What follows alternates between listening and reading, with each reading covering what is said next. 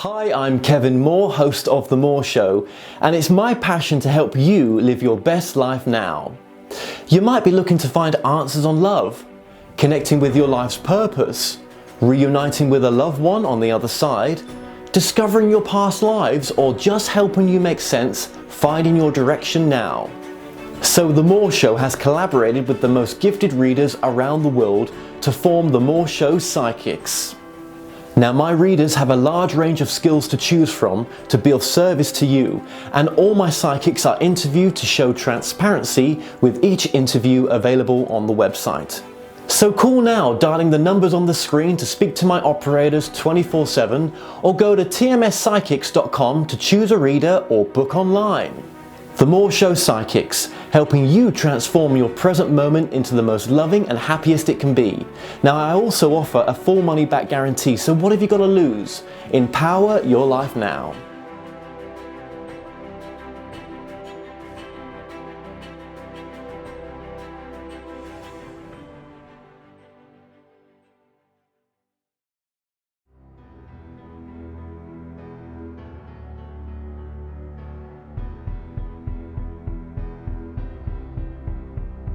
What if you could help others to find the power to heal themselves?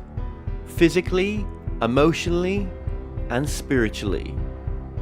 When I started teaching my classes, it was in 2002, and I was just doing the past life regressions and contacting the subconscious part. But then as the time went on and we found how powerful this was and what we could do with it, a lot of the students began saying, you know, advanced past life regression doesn't really tell what it's all about. This is so much more than that. We think you should change the name.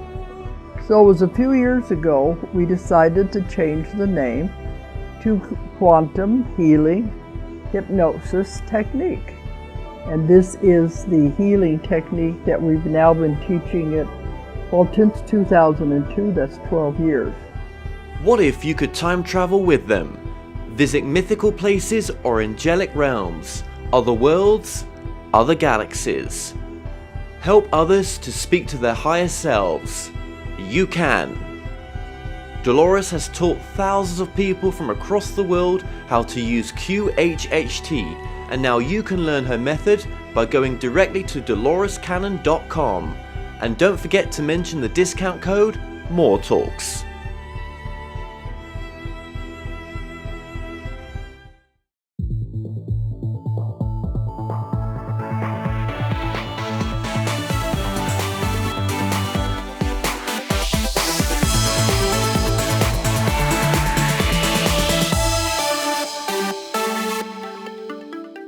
The comments and views expressed on The Moore Show are those of the people that make them and do not necessarily reflect the view of Kevin Moore, The Moore Show, or this radio station and its affiliate or sponsors. This show is for entertainment purposes only. Broadcasting from the UK and across the world online. You're now watching The Moore Show, and I'm your host, Kevin Moore. Now, for the next hour, I'll be covering subjects that will open up your mind and provide you with information you may have never heard before. Now, on today's show, I'm about to be joined with my guest, Rob Gauthier, aka the ET Whisperer, who is a channeler, radio host, and teacher. Now, Rob became internationally known for his channelings of Treb, a benevolent reptilian from the Capilla star system. He also channels an entity known as Ardif, an ancient Palladium, and more recently he's channeled Metatron, as well as many other worldly beings. Rob Gothia, welcome to the show. Thank you. I'm so happy to be here. I know it's been a lot of time planning this and getting it set up, and the day has come, and I'm so excited to be here with you. I love the work that you do, and I'm so grateful to be a part of it. Well, thank you very much. No, that means a lot as well. I really do appreciate that, and thank you for what you do as well. I mean, even when you stepped into the field of doing this channeling, it still took quite a bit of balls. Do you know what I mean? To do that.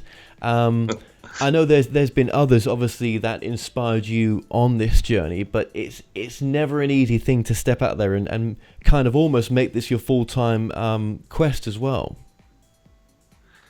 Yeah, absolutely. When I came in 2010 publicly and started sharing it, it was only a few different channelers that were really out there on YouTube that were accessible.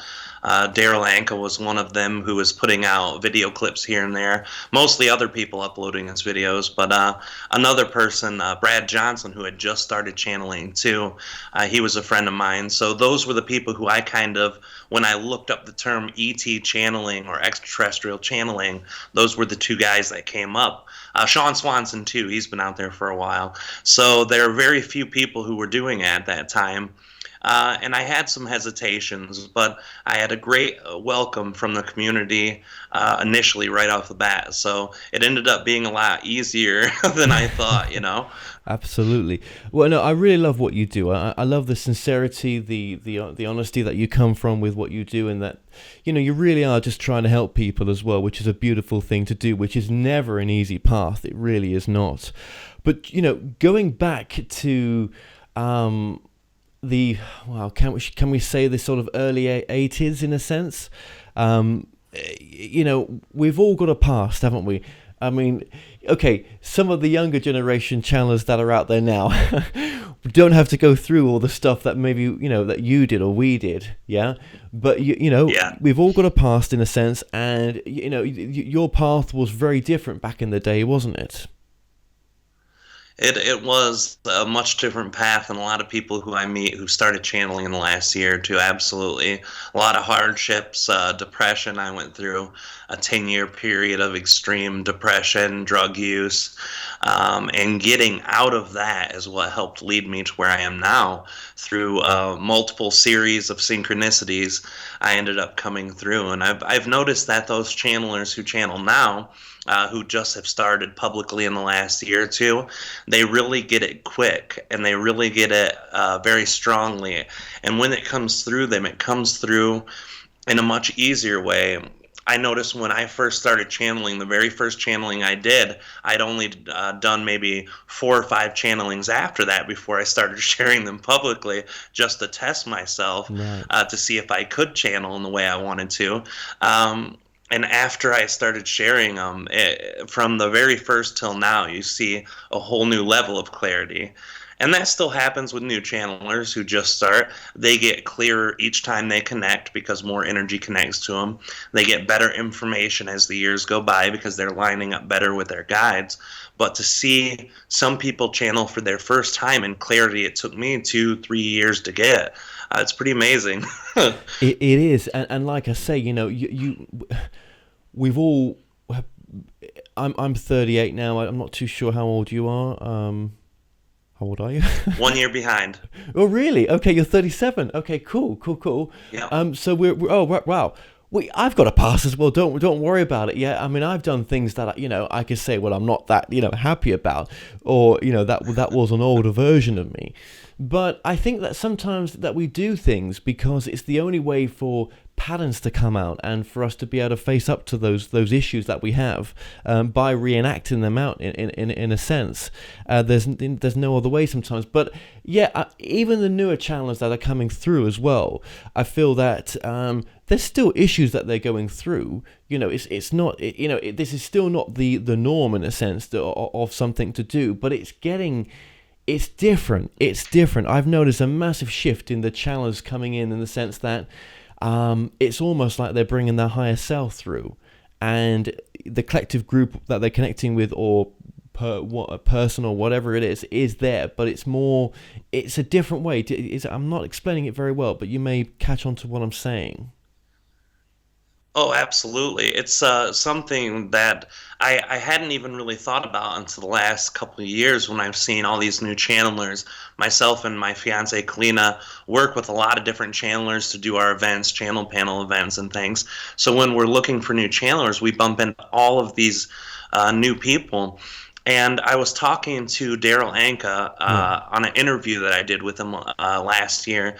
And when I talked to him, he said that the new people who are going through just have a different version of channeling, like myself and the channel. I think I'm at that bridge at the very end of the old school channelers, and that's because I think I was born as the last of the Indigo kids, or the first of the Indigo kids, but the last of that one section of energy in 1980. Coming in there, grew up in the 90s, which was a very, very intense time, more so than any other period in history of the local, modern time period, as far as it went to violence and drugs and all of those things. So, people our age went through that intense energy. And the one thing that I've always tried to share with other people about channelers, a lot of people say, I've heard the situation with your son. I've heard, you're going through a situation or a difficulty. I didn't think that would happen. You're channeling, you're mastering this. I said, you can look at me physically and see I haven't mastered my life. I'm still overweight. I'm still doing emotional and human things. And that's the misconception a lot of people get. They say, oh, if you do spiritual work, you've got to be perfect. Well, we are all human. We all go through issues. It's the only thing that's different is I learned how to connect to a certain energy, and that was Treb, my initial guide. And when I learned how to connect to him, and it didn't come free or easy. I spent years doing meditation. I spent months doing meditations connecting to him, and 2 years of communicating with him before I ever channeled. So it was something that I worked sometimes 6 to 8 hours per day on top of my day job to do. And it didn't just come that way. So it's all about excitement, and it's all about putting your energy in. But no matter how far you get in your evolution, you're still on Earth, you're still a human, and you will go through the Earth experience. It's a given. You have to. Yeah, well, that's right. That's so right. You may have this gift, as you say, but you're still a human being having a human experience, and you've got past life karmic stuff on top of there as well that seeps through sometimes. There's all sorts of things that are happening. So you're not meant to be perfect. You came here to have this experience on top of having the human side as well, most definitely.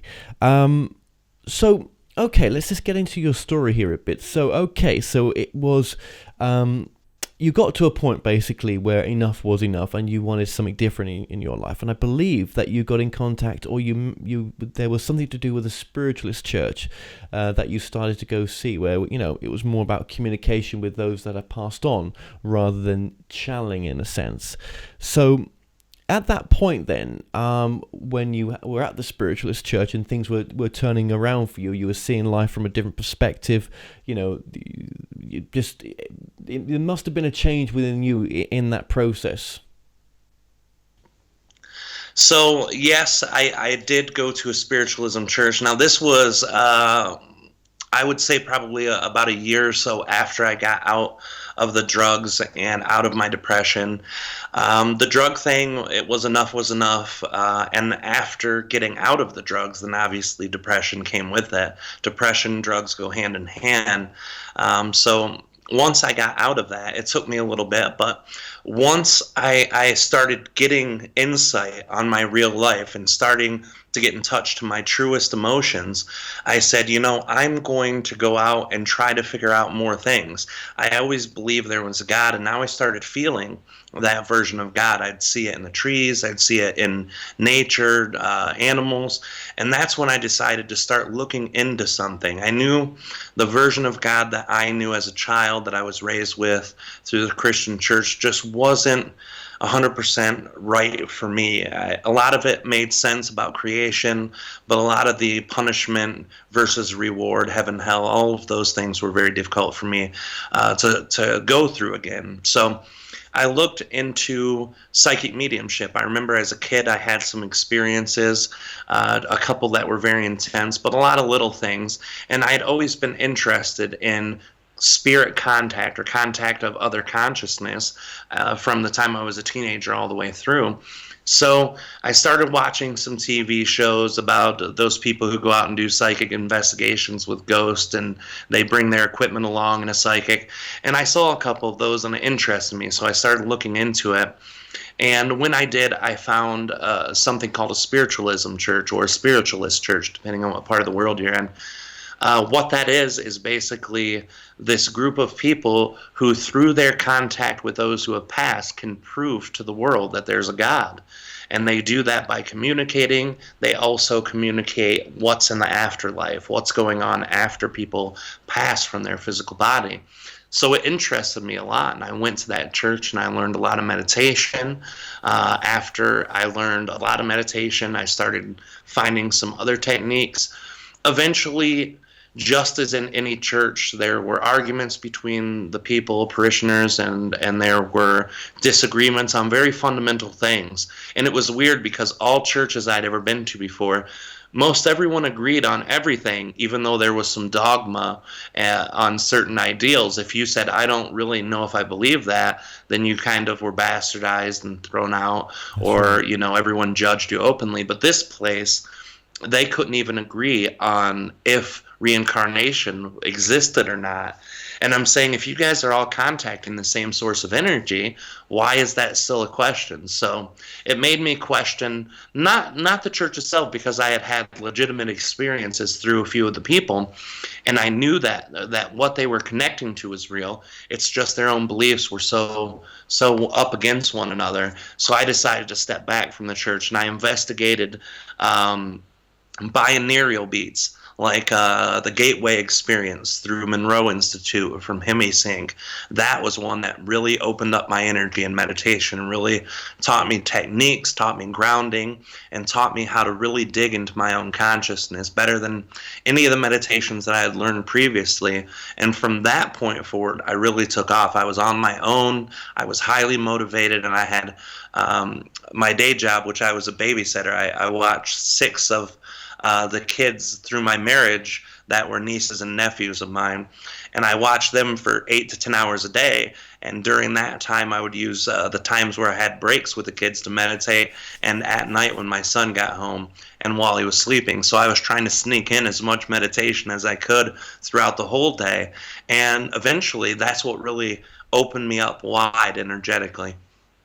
Wow. Okay. So just going back to what you were saying there then, that the meditation did help tremendously with the depression. And, you know, I think, you know, for those suffering depression, that's such a powerful statement, isn't it? That, you know, that if one is ready or one wants to, you know, change themselves, that through meditation, that it really, you know, help them to go into a happier space, in a sense, a more content space that's not available through just you know, the drugs that are there for people that are suffering from depression as well. I mean, I think for myself as well, meditations help me a lot. It's not something I do so much right now because I get to channel, but I think probably the same process for you as well. Yeah, that's interesting. That is interesting. So, okay, I mean, you've got a fascinating story. You really, really have. Just before we get into, you know, meeting Treb as well, obviously you've had I spoke off air with yourself, and you've got a son that's got I think you said cerebral palsy. Now this has been a sort of a full-time caretaking role for yourself. Is he your only child? Yes, he is my only child. Yes. Okay, so what has that taught you? Because you mentioned to me that he's 18 now, and you're his full-time carer, or the care's shared between yourself and your ex-wife.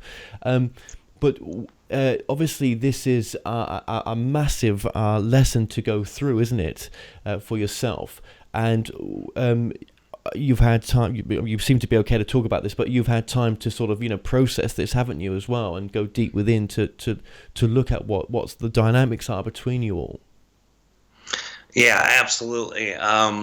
This was a main point of contention with me, dealing with my own stress and anxiety when I first started using drugs. When he was born, I knew that there was something wrong with him. I didn't know what it was. I knew that he was having seizures. The doctors sent him home with medicine, but I didn't know much more than that. By the time he got to be a year old, and then 18 months and 2 years, we could really tell that there was something that was very, very wrong with him. The doctor finally gave us the whole extent when he was about 1.5 to 2 years old. At that point, it was rough. I said, I've got a kid who is completely not able to walk. He's never going to be able to walk, talk. He's never going to be able to communicate. He's never going to be able to live on his own. All the things I did as a kid that brought me so much joy, playing football, hanging out with friends, Yeah. going and traveling, all these things he'll never have. And that made me really depressed. And after coming out of that depression, I had a lot of time to deal with it. It's odd when you talk to people who've been addicted to drugs, heavily addicted to drugs, like I was in that time. A lot of people give up on the whole world, and I had, for the most part, besides my son, that was the one thing that no matter what happened, I could never pull away from. I always, still to that day, I always fed him and took care of him, took him to school. So there was this time where that was the only thing that I felt was important in my life, and the rest of the time was just hiding away from my own emotions. After coming out of that, after meeting Treb especially, there became a very deeper understanding of that situation in whole. My guide, Treb, he told me that my son had been through many incarnations in Earth, and through those incarnations, he had been warrior. He had been someone who was the highest intellect in the part of his world, well known for his intelligence. So we spent all of these lives using his brain and using his body. And this incarnation came in not just to co-create with myself and his mother and everyone who's ever been in his family, but also because he himself needed an experience of pure emotion. If you were to meet my son, you would know what that means right away. But he is the most emotional child in the world. He's either fully enjoying himself, loving you, giving all of himself to you, or when he's upset, he's fully disconnected from everything. So he comes in those two modes alone. And emotion is all of that energy that pulls through him and that goes through his experience. So this, for me, it can be very difficult. I've tried to communicate with his higher self. I've tried to communicate with his guides. And before coming in, he kind of said, I don't want any form of communication from any version of anyone. I just want emotional experience. So it's been difficult. I don't know what he wants. Through the divorce with his mother, there were issues with custody going back and forth. So all of these things were difficult, and communicating with him, I couldn't see what he wanted in that part. If your kid doesn't have or if it has a lesser version of cerebral palsy, you can say, hey, what do you want? Do you want to go live with your mom? Do you want to stay here? Right. But that wasn't the case. And his physical things, he has seizures all the time. He can get pneumonia very easily because he doesn't move around a lot. So all of these things that normally you can just say, what's going on here, and have no ability to, that still to this day can affect me in some ways, like the custody thing that I was talking about. That can be difficult, but for the most part, I've come to accept that this is his journey. He wanted me to be a part of it, and I chose to be a part of it. Right. So I don't feel bad for him or sorry for him. I just feel that experience and the connection, and it's taught me a lot. I know for a fact if I wouldn't have went through my drug addiction and depression, I probably would have never found channeling or found my own internal connection. Right. So for me, that was a great gift. So important what you're saying, so important that you can see the gift in it all. And as you're talking about your son as well, all that's coming through to me, and I'm not even in that mode of channeling right now, do you know what I mean? But all I feel is that, oh my God, this child has come to him for such a special reason, because he would not be doing the channeling otherwise. It's to give him the empathy that he would never have had because he's really, by your kid being there, it makes you want to go and help others. That's what I'm feeling. I might be wrong. Yeah. Yeah. No, you're absolutely right, and that's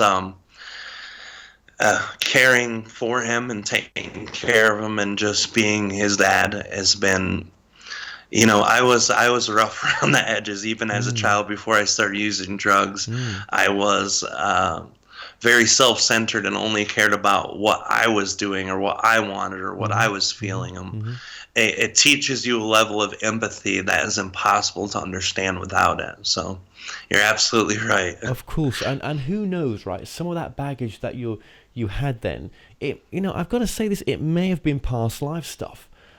Because some of these past lives, we've been in it all, we've done it all, right? The good, the bad, and the ugly. And there's a lot of energy sometimes that some of the past lives that we've chosen, I think when we choose them, we must choose them knowing that, oh my God, they're gonna ripple into future lives because it's such heavy stuff that we were dealing with before, maybe. So I do feel that some of the deep internal issues that I've got, I've traced back to past lives, and I'm like, oh, you know what? There is a point where you can let them go, right? There is a point where you can say, it's not about the what, it's about the why. And if you can answer the why, that's a really empowering part to come to, and it also maybe allows you to heal from that as well. Absolutely. Without that why, sometimes we know the hows and the whats, but without the why, for almost any experience, it can drive division between you and understanding. And that why tells us a lot, Why do you channel, Why do you not love someone, Why do you not do this or that? Right. Having that why gives you the perspective that shows you the level of empathy that you're able to take in. If you hear the why and it doesn't affect you, then the empathy level, at least for that situation, is turned down to low, Yeah. So absolutely. Yeah. Okay. That's interesting. Well, I'm so glad that you're okay. I mean, I know you've probably shared this before in other interviews, but I'm glad you're okay to share it, because I think that will give people a lot of, it will allow people to share their stories as well. It will give other people transparency as well. And it definitely gives you a different level of credibility, most definitely, with what you're doing as well. So thank you for that. Thank you. No. It's important to talk about for people who are going through similar or even different experiences where the ideal behind it still applies, right? Absolutely. Yep. That's so true. So, okay, so what is channeling to you, in a sense, and what makes it different from any other gift that we've got? Because for me, I've met so many people that channel, right? Yet so many other forms of channeling as well are occurring day to day for people that they don't even know they're channeling, but they are. And again, channeling is just a word, downloads, receiving, whatever you want to personify it as. But what's your take on channeling nowadays? Well, I've a lot of people say channeling is one entity coming through another human or physical body in order to communicate. And yes, that is channeling to a degree. But for me, it's more than that. Like you said, it's two energies that co-create together and become one in that moment. When you're a musician and you're just playing that guitar and you're feeling every note of it, your body's melting away, your mind is dissipating, you become one with the music. So you're channeling that music. When I connect with Treb or Ardif, then I connect to their energy, and I put myself in a state where I try to step away as much as I can, but let myself connect and let their energy connect, and then they and their energy and information come through me. But it's still a part of me that's there too. It's a co-creation. So channeling, yes, it's an entity, Ardif or Treb, coming through me to speak to you. But to me, it's me and them connecting and having the ability to let that energy flow through you. And that energy is reflections of your questions.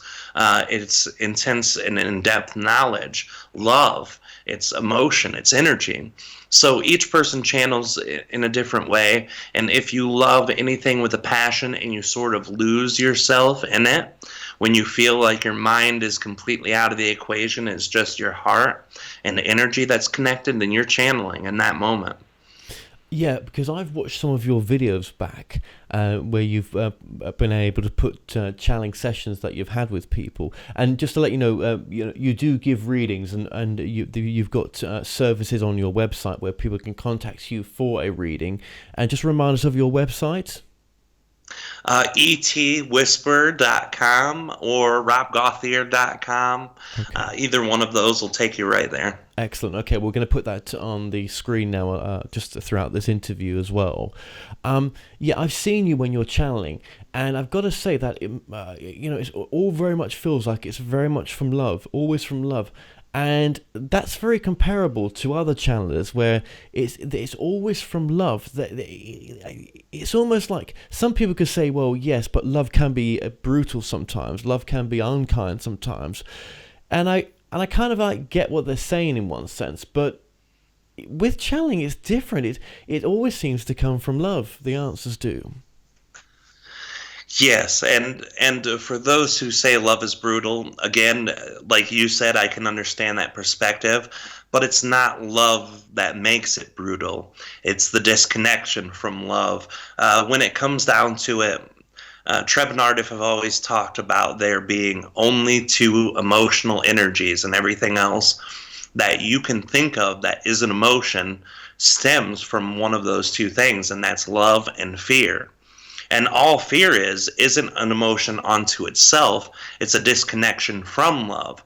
So when you love someone with all your heart and they don't love you back, that really doesn't have anything to do with love. That's not why you're feeling the pain. The pain is that you fear you're unlovable, or that you have given so much of yourself and are afraid that you're not going to get it back, or that you are not getting it back in that moment. So I've never experienced love to be a negative thing. And any positive emotion you can ever think of, when you directly link it back, you can link it back to love. Excitement. I watch football. I get excited. That's what someone says to me. How's that love? Well, you love football, So there's always either a love or a fear that's connected with those emotions. And when I connect to Treb or Ardif, there's love there. And Ardif is a bit... when people watch him, they assume that he's this really straight and narrow because he's got this very proper accent, and he's very stiff in my body and holds my body real still, and Treb's smiling and bouncing around, so it's easy with Treb to see the love. But with Ardif, people are kind of like, he's pretty tough-edged, he's pretty rough around the edges. But in all reality, Ardif loves just as intensely. You have to get past the way his energy comes through my body and listen to the words. Even when he's telling you something that in his perspective is for the greatest good for you, like, hey, right now you're not loving yourself, you're not giving yourself the respect that you deserve. That might hurt in the moment, but when you look at it, you realize it's coming from love. He loves you so much. He wants you to see that truth. He wants you to understand that you have a capability of being so much happier. People who love you will do that for you. So it's something that I get to experience because I channel him, and I spend almost every minute of every day with Treb and Ardif. So I feel that intense love in the heart. Always be able to trace it in the actions and words of these entities when they channel. When they say something to you that benefits you or expands you, it's coming from love. So, absolutely. And how did how did the contact happen with Treb? Now, because I understand that obviously you only met him in a meditative state to begin with before you actually physically channeled him. But how did that meeting take place? Just very briefly. I was in that time of growing and expanding, and I was doing the EquiSync. I learned this thing called the 12 state, which was basically to expand my consciousness as far as I could go. In that meditation, the 21 state. So in that meditation, that I first met Treb, I had a really rough night. It wasn't a horrible night. It was just rough because I was highly emotional, a lot of cleansing, tears. I felt off. So I went in to meditate. And in that meditation, I had an astral projection where I met Treb. And this is just like me sitting here in my living room with the microphone, the camera, the computer. I was sitting with Treb. You know, not at first. He came through a door, and it's a bit of a long story and pretty involved, which I've shared before. But after he came through the door, I was a little bit afraid, and instantly felt this love, and instantly was at peace, and we started communicating that night. So like when you're doing a dream state, that is an astral projection form. You're leaving your physical body and your consciousness is going into a communication mode. I did that with Treb, and I worked with him for 2 years doing that before I ever channeled one time. I got to know him, I got to spend time with him, and our energy became a part of one another's lives. So. Wow. Okay. And what is your connection with him as he disclosed to you, in a sense? Is it past life, future life? It's we're both in the same oversoul. If you ask him, the terms that he would give you is probable future incarnation or probable future version. So that means he would be a possibility of me being a future version of myself. And obviously my free will is what will take me to there or not. But right now it's a very strong probability. And that's the same with Aradif. Aradif I've channeled more recently than I do Treb. And he's not just because of his popularity, but because right now I'm really aligned with his energy. And the information that seems to be coming from him is more intense, more expansive.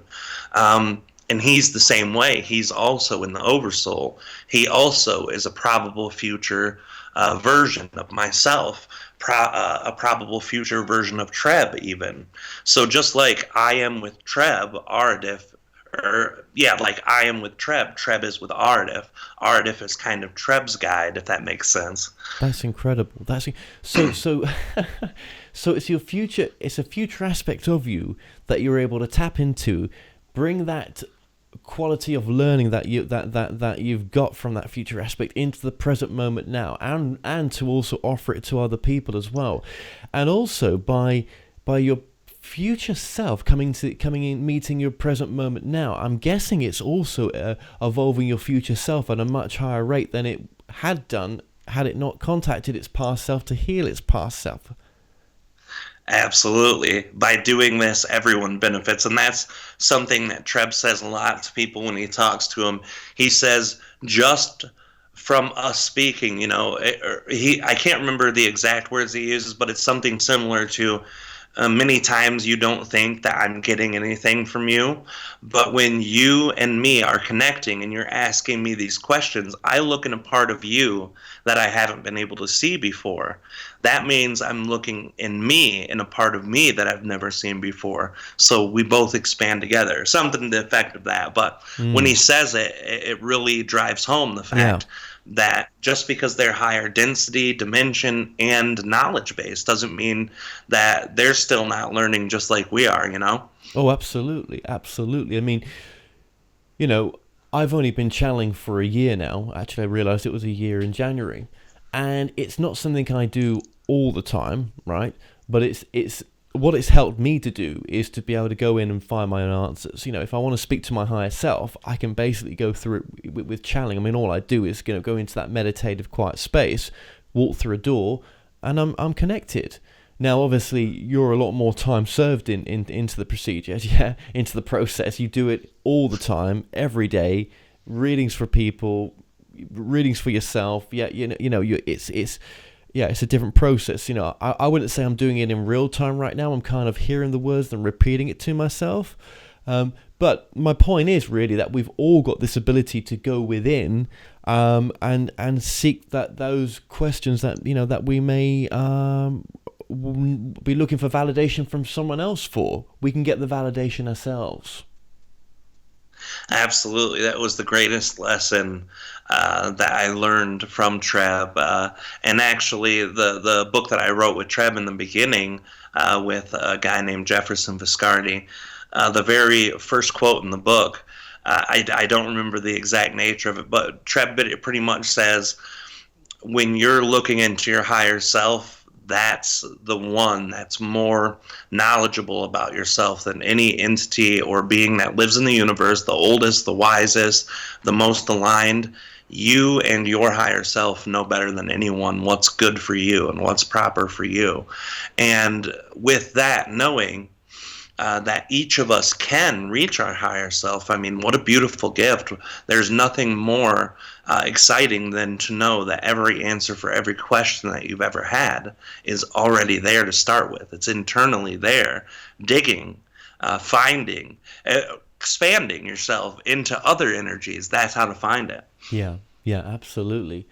And some people find that truth by calling what they say is their gut feeling. And if you can hear your gut feeling, I think that's the same as your higher self coming through. If you can feel that gut feeling and go with that, I know people that it's never let them down. It's only led to wonderful things for them. Well, for the things that they want right now in their existence. And yeah, I think it's the same process. Do you know that? I mean, I struggle to do it. For me, I find it easy just to meditate, channel, let it come through that way. But others, yeah, when people say they've done a business deal, and they went with their gut feeling, well, they maybe went with their higher self.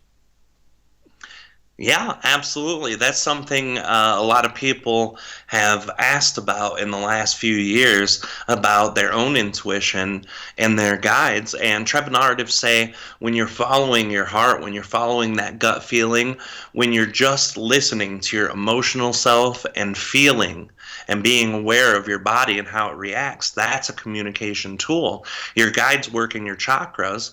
Your chakras, their energy radiate out into the physical body. So let's say you get a pain in your chest or just a heat sensation.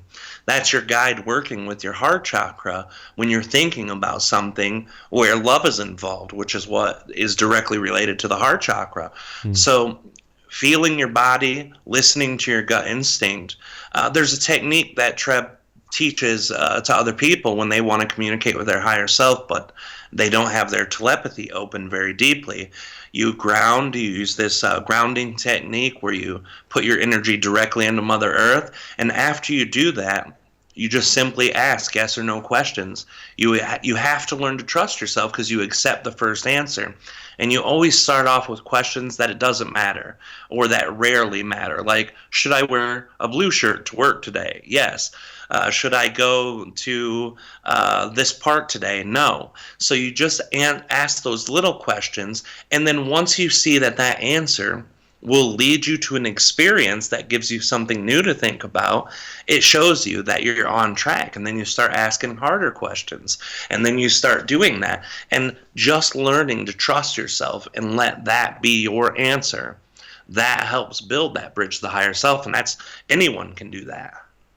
Yeah, that's beautiful. That is so beautiful that he teaches that, and that you can teach that to others as well. That's fantastic. And just going, back to the channeling as well. Was there any sort of material that stood out to yourself that really put you on your path as well, that really inspired you? I've got my own stuff that I've read, but for yourself, what was that? Would you say?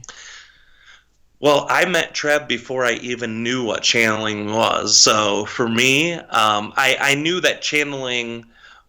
All right, let me backtrack there. I knew about channeling because I saw all these people in the spiritualism church doing it, but I didn't know it by that name. I only knew it by meditation or psychic reading.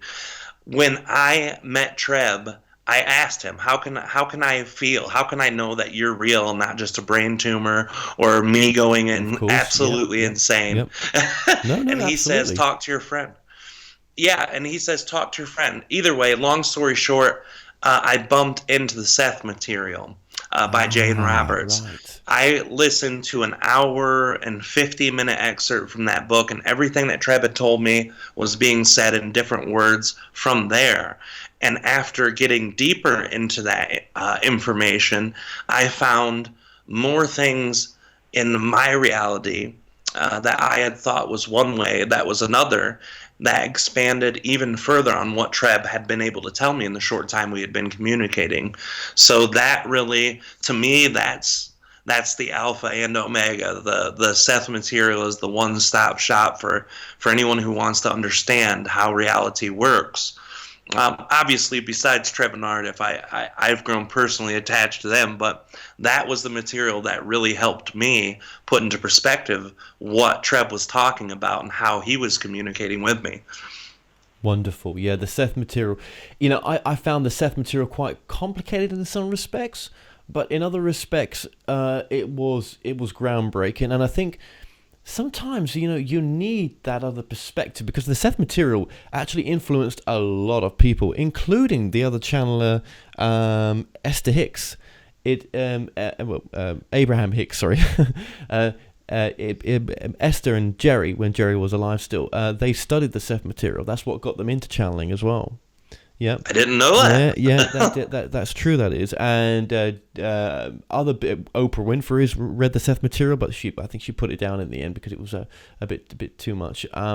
It's quite powerful stuff, and lots of big name people in the industry have come to this material.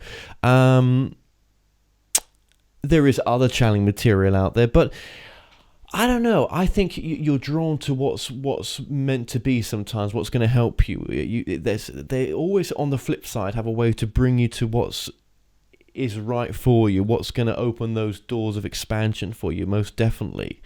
Thank you for sharing that. That's an important thing for people, I think.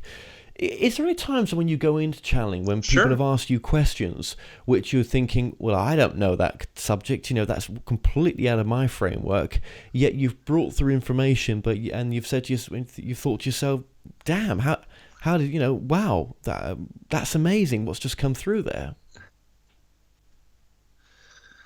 Many times, and this is fortunate for me. I'm a deep trance channeler, so I don't know what's going on when it's going on. I'm hanging out with Treb when you guys are talking with Treb or Ardif, so for me, I don't have to worry about all that. But going back and listening, there have been times where people have asked questions about things that I have zero amount of knowledge on or basic understandings, and we get these widely expanded, in-depth, deep information.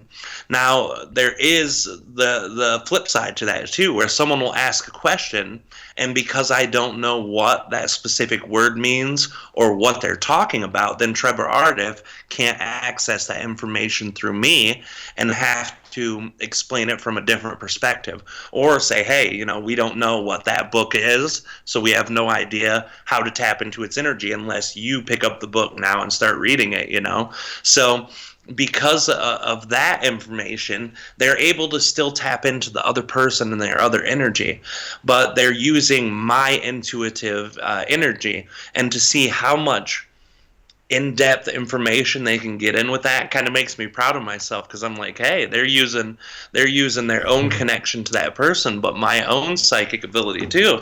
And I don't see myself as a psychic, although I know I should.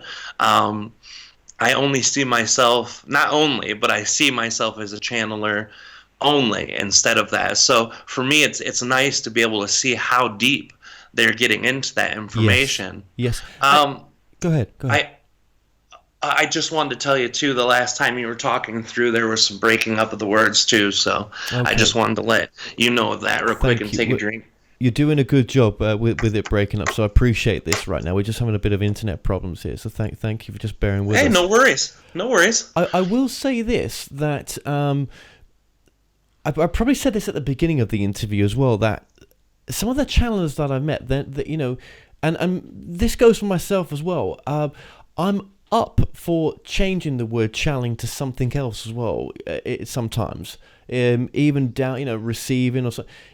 I'm not fixated on the word channeling because it's just our present understanding of it right now.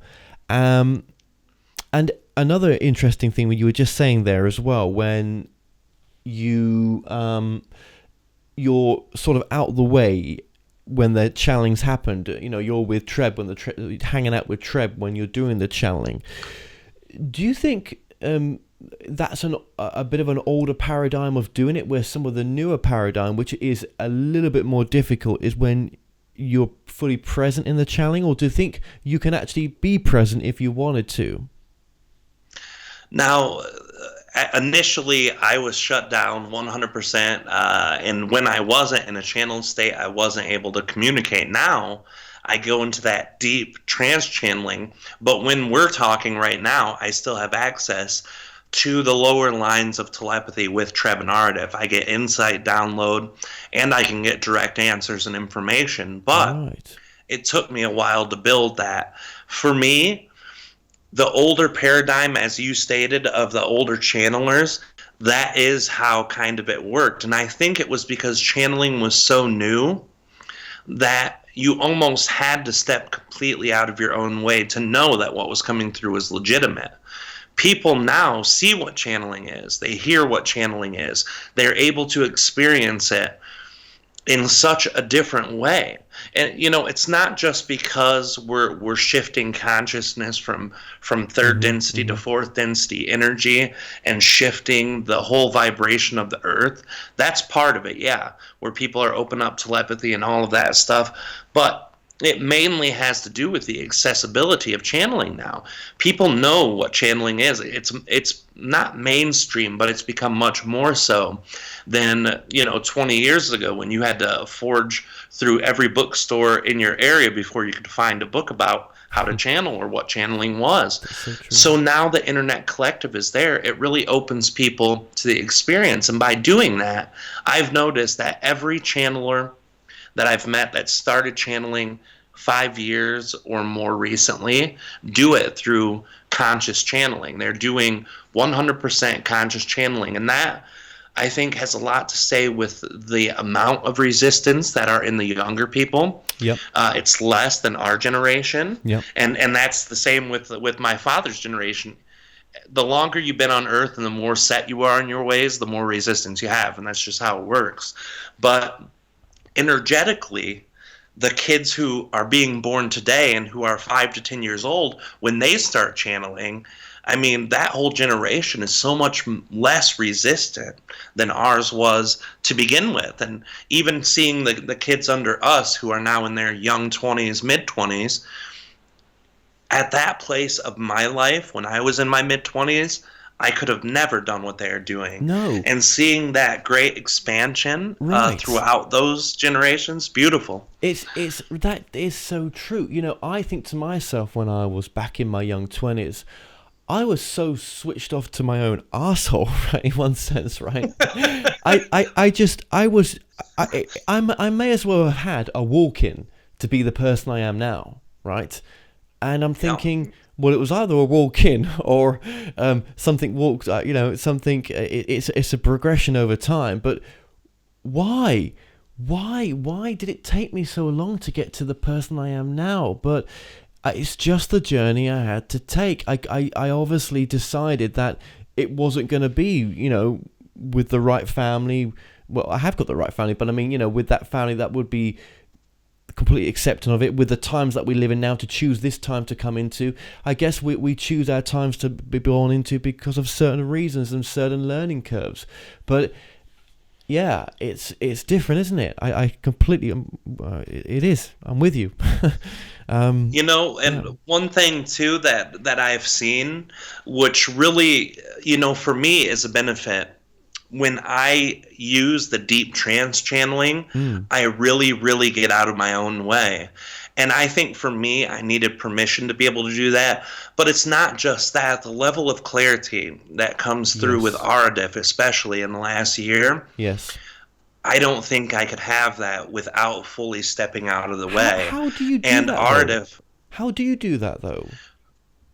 Well, that's what my old meditations were about, the Hemisync Gateway experience, the self-meditations. They taught me how to basically leave my body or completely disattach from my body. So for me, it's just this, and this is why, like, when you say, all right, Rob, let's start channeling, I've got to shut my microphone down for 5 minutes because I need that time to neutralize, and then it takes another 3 to 5 minutes to start my connection with Treb. There's intense grounding that's involved. There's intense breathing processes, the oming. I have to vibrate all of my chakras at the same level. Then I have to move the energy from my chakras up one by one until it's all in my third eye, and then I release it through my crown, and then my consciousness goes. And this gives my body more area for Treb or Ardif to come through, especially Ardif. For some reason, like I said, in the last year and a half, Ardif's just been really intense. But when he comes through my system, more of my consciousness is out of the body, so more of his can come in. And I think that's another part of the intensity of the information he shares. Do you always try to catch up with the teachings that have taken place? Because someone said to me once that by going so deep down, it's kind of an excuse not to be part of the teachings. But there's another way of looking at that as well, is that you want to be the clearest filter possible. So I can tell you this, and there's not a sense of shame, but a sense of questioning myself for this when I say this. But I never listen to other channeling. I only do when I'm looking for new channelers to join us to see if their channeling resonates with the belief systems, feelings, or just intuition that myself and Kina have. Or if I'm teaching someone how to channel and they're practicing their channeling with me, I don't listen to a lot of the sessions with Treb and Ardif. Mm-hmm. But I think the reason for that is something that Treb and Ardif have shared about my experience, and I've also shared with other people. When I am completely out of the way, I can listen back to a recording, which I have no idea what's going to be said next. But when I play it and the question from the person is asked to Treb or Ardif, I know the answer before Treb or Ardif ever say it. And it's not because my subconscious says, hey, I was there, I know the answer. It's because the energy of wisdom and the energy of information ran through my body so strongly when Treb or Ardif inhabited it that it becomes a part of my knowledge base. And in that knowledge, in that DNA, in the chakra system, whatever it is, it sticks. So for me, my most spiritual experience is living life. And it sounds weird. Doing events are exciting because I get to see the excitement of the other people. Doing sessions is exciting because people grow from it. But one of my most spiritual experiences isn't diving deep into philosophy or the channeling thought process. It's watching a good movie that's very spiritual or touches my heart, going outside and taking a walk in the mountains or somewhere that is so beautiful, playing a video game where I'm having a lot of fun. Those things to me are what meditation used to be. And that's why I don't think I meditate hardly anymore unless I'm really in a funk, because the channeling is my meditation. My time with Treb, that's my spiritual time, you know? Yeah, of course. And as you've mentioned other channelers there, obviously when you get them on the channel panel, not all of them are channeling ET extraterrestrial contact in a sense, or I don't know, it's your future self as an ET, so it's difficult to class it as that, but you know what I mean, it's not always ET contact. But that doesn't put you off, does it? Because all consciousness is the same, isn't it? Whether it's a group collective consciousness from the spiritual side or a future aspect of yourself, it's all the same thing. Yeah, and that's something I found on the channel panel events that we've had. We've had people contact human spirits. We've had people contact angels, ETs, collective consciousnesses, archangels. I mean, literally any kind of consciousness that there is, they've channeled, and it doesn't bother me.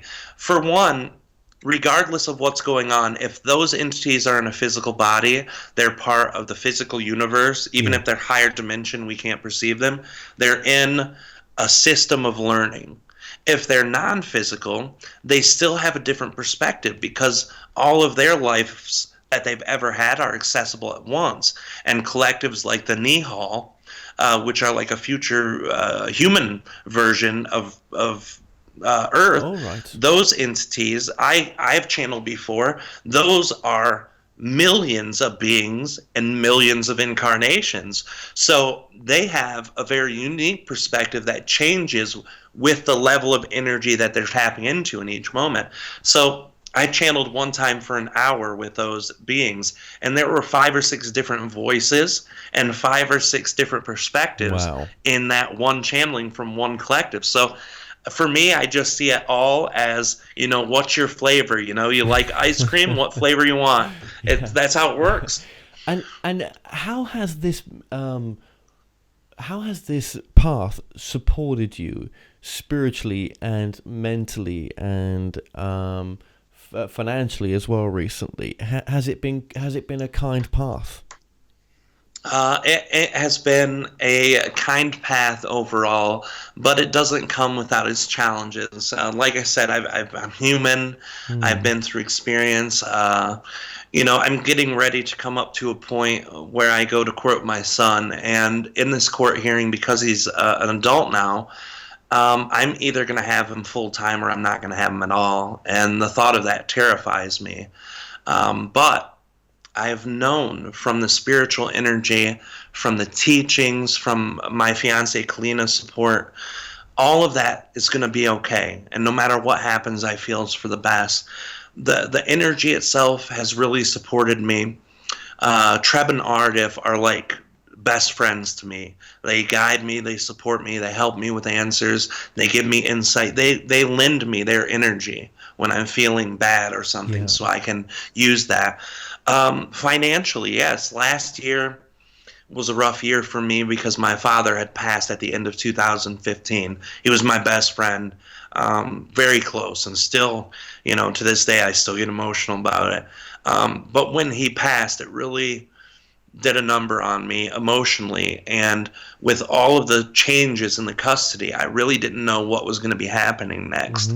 So all of 2016, we only did 1-2 events publicly on the road, which the year before we had done 10, 15. Right, yes. And that's where we gained a lot of abundance with our finances. But even only doing those 2 last year, we still made it. We still made it through all year, getting exactly when our computer broke down, we were able to buy another one. Yeah.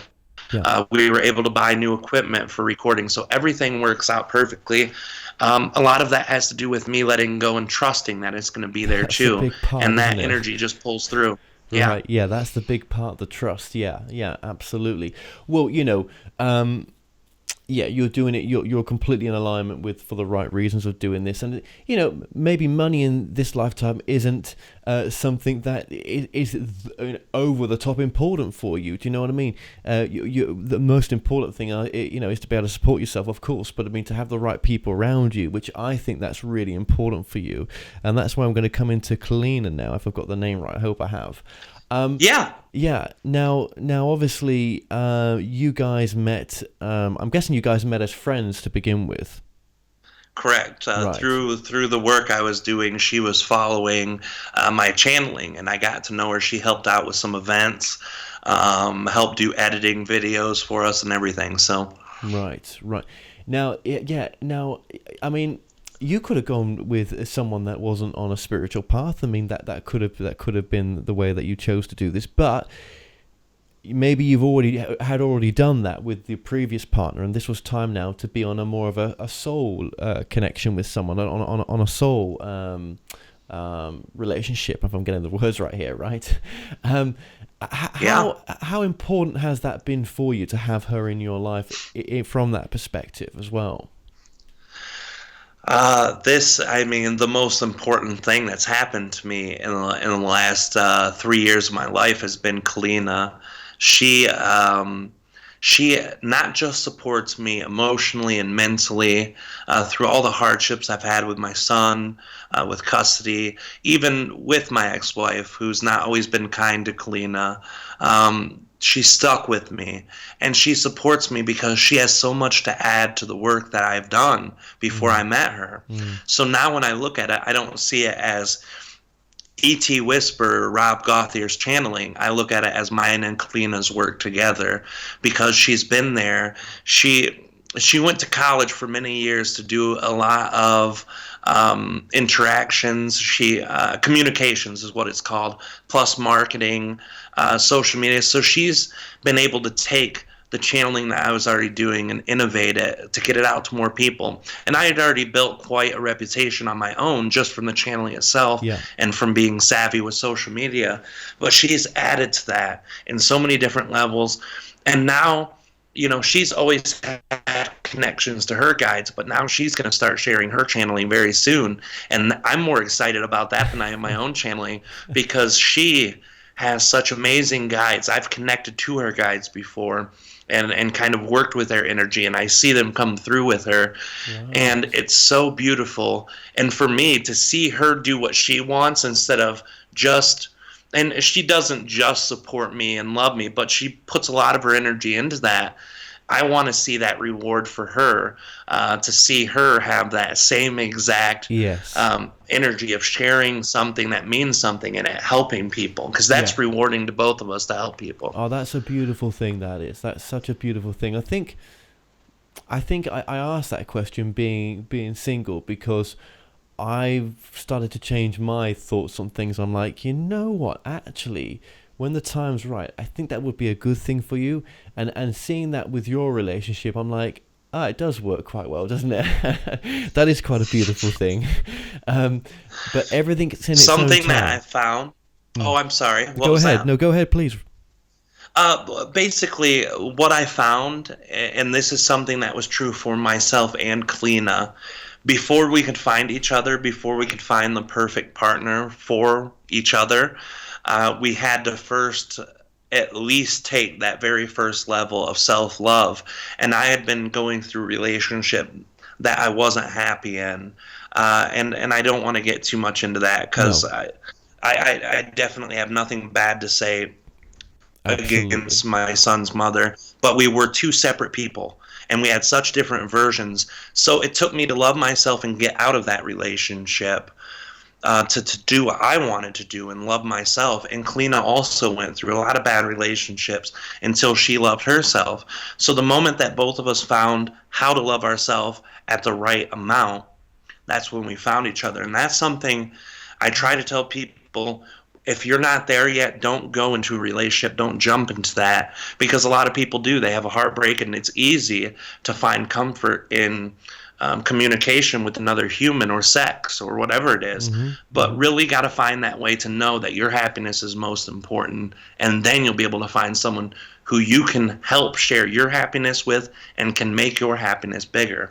Yeah, I think that's so important, that if you're in the right space, then and you can love yourself, most definitely, then there's you'll meet someone with if you're putting the right feelers out there, if you're trying to come from the right space, you will. It happens. It's a law of attraction. If you what was it, the Seth quote?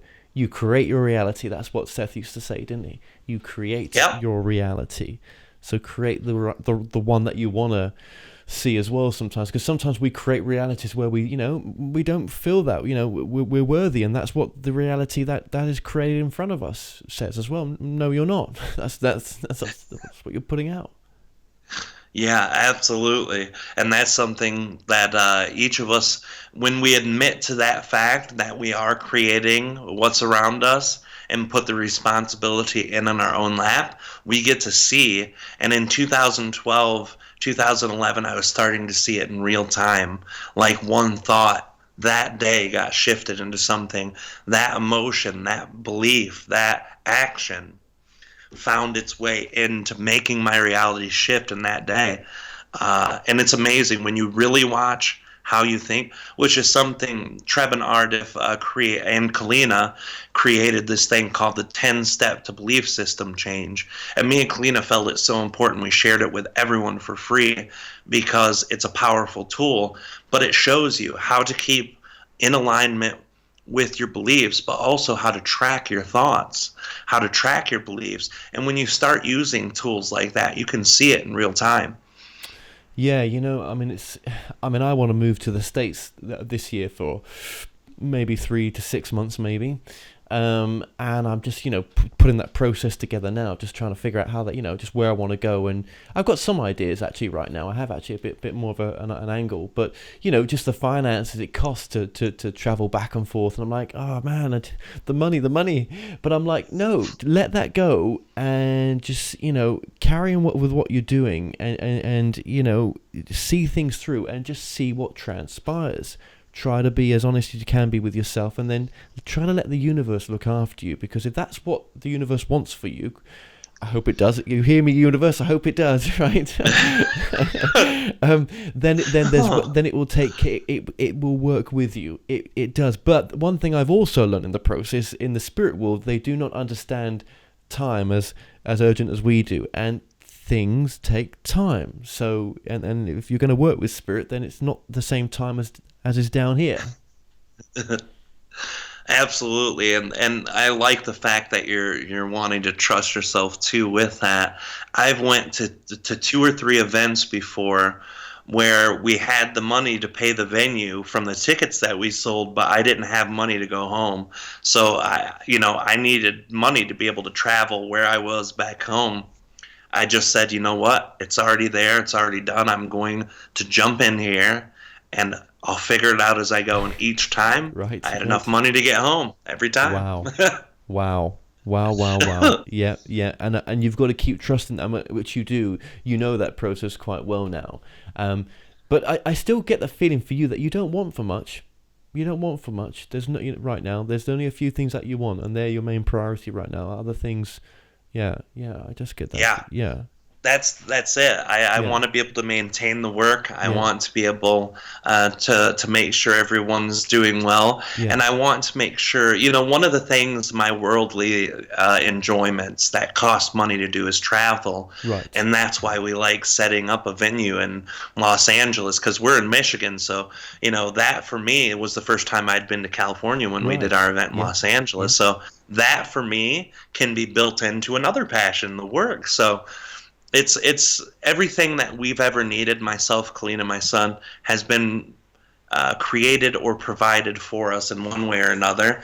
And that is something Kina had never been used to before joining our family unit.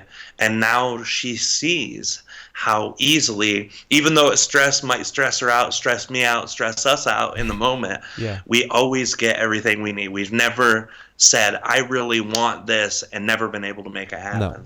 No, that's right. Okay, well that's just good for other people to see that as well, that because they'll be going through the same stuff, especially in the times that we live in now. That's actually just obviously we're getting near the end here, and I really appreciate your time. What about the times that we live in now? I mean, what does Treb say about the times that we're entering now? Is this a time of great change, would you say? Yeah, it's right now. It's what Treb and RDF have said is the 3rd to 4th density exchange, and the densities, those are very complex ideas, but each density is a different level of our soul's evolution. Just like you in a human body are born as a baby, grow up into a child, teenager, adult, and then into a person who's in their later years. You do that with your soul too. And right now we're going from the 3rd phase of our soul to the 4th phase of our soul. A lot of things change here. We're now exiting the self-exploration part. And believe me, we still all have a lot of that to do. So we don't really leave it behind. We're just graduating to the addition of the self-exploration and our ability to connect with one another. This means in this step of our soul's evolution, our planet should be able to learn how to love. And that doesn't just mean, hey, Kuwait and Iraq can now be friends. This means you're going to be able to learn how to love yourself. You're going to learn how to love the work you do. You're going to be able to learn by stepping up, failing. It's going to be a process of eliminations. All of the things that connect you. Thoughts, ideas, physical things, relationships, anything that connects to your heart, this is what that part of the evolution of the soul is. And in order for our human race to go through that experience, we have to have more consciousness. You see people at the maximum level of consciousness have never been able to make it over a certain level. We need more consciousness to fully integrate a collective consciousness of oneness with one another. So we're getting more consciousness added. Now, I try to get into this without getting too crazy because the densities, dimensions, I could talk about that for 5 days, and it's very intense for a lot of people who might not understand it. But our lower self or our lower fractal consciousness is the part of ourselves we experience every day. The higher self or higher fractalized consciousness That's the part of us that connects to our oversoul. That's the part of us that we deal with when we're praying, meditating, sleeping. When we're tapping into the higher essence of knowledge, wisdom, and telepathy, we're accessing that from our higher self. So if you think about it like a hot air balloon, you're the basket and the higher self's the balloon above you. You're pulling air down from there and information and energy. And when you do that, now the hot air balloon is going to give you a bigger basket. It's going to blow enough air to blow up your basket now. So now you have more to work with day to day. That's the shift of consciousness that we're in right now. And it started 9 years before 2012. It started since mankind began, but this specific step, 9 years before 2012, 9 years after 2012, that's why everyone made a big deal. But it's not going to stop after that 9 years is up. It's going to continue to go forward. But that's the time where a lot of the intense energy is going to be there. That's why you've heard, people talk about 2003 long ago, and you've heard people talk in the future about 2021, because those are that 9-year cycles on both sides of 2012. It's going to be intense. It's been intense for a lot of people who've been going through it. Yeah. Yeah. I mean, this year to begin with has been amazing. In the 24 days that it's been so far, and it's definitely a year of great change. This one, as well. Yeah. Maybe needed. Yeah, it's, if you're not happy with where you are, then it's definitely needed. And I find 5 or 6 things in my life that I can improve on just without thinking into it and making lists.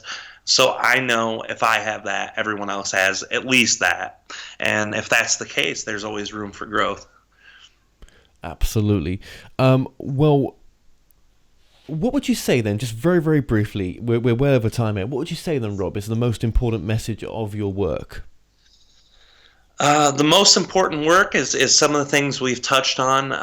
Your creation of your own reality is important. And going through the 10-step to belief system change program shows you a little bit about the mechanics, because understanding how your thoughts, how your emotions, how your belief systems and actions affect your reality.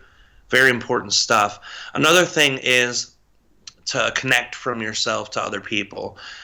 Try to use less judgments on yourself. Try to use less judgments on others. When you do that, you break apart a little bit of that division. To find true happiness, to find your own passions, you have to break down some of those walls. So when you see someone on the TV and say, that guy's an idiot, he doesn't know nothing, next time you watch that, try to say, why does this guy think the way he does? It's so foreign to me. And try to break it down with less division. The more empathy that you can use, the more you're going to be able to find answers in your experiences. Like with that same guy on TV that was an idiot 5 minutes ago, now I can see that he had bad experiences through this certain subject he's talking about, and that's why he sees it from such a dark position or such a jaded view. The more empathy that we have, the better we can understand others, but we can also understand ourselves. And if I have to put it all into a nutshell, I think to know that you are loved. Ardif says this to everyone. And it doesn't mean that I love you, but I do. It just means that the universe will support you. The universe is made of love and wisdom. And if you accept that love into your experience, it will give you the benefit. Know that you are loved. Feel that you are loved. Use that love for your benefit. And you can find happiness in that love. Absolutely. Well, Rob Gothia, thank you so much for joining us today. It has been a great pleasure. I'm so happy now that I'm finally a part of this show and that I can have my energy mixed with yours to co-create such a beautiful thing. I hope this helps a lot of people out there who are watching today. Most definitely. Thank you so much. Thank you, brother. It's a pleasure, and we'll have to do this again. Well, we've come to an end on tonight's show. Don't forget that you can listen and watch all our past interviews on The More Show's official YouTube channel. Remember to subscribe to our YouTube channel for new daily shows. You may also find out more on our past and upcoming guests on themoreshow.com, and do like us on Facebook and Twitter for the latest updates. So until next time, be safe.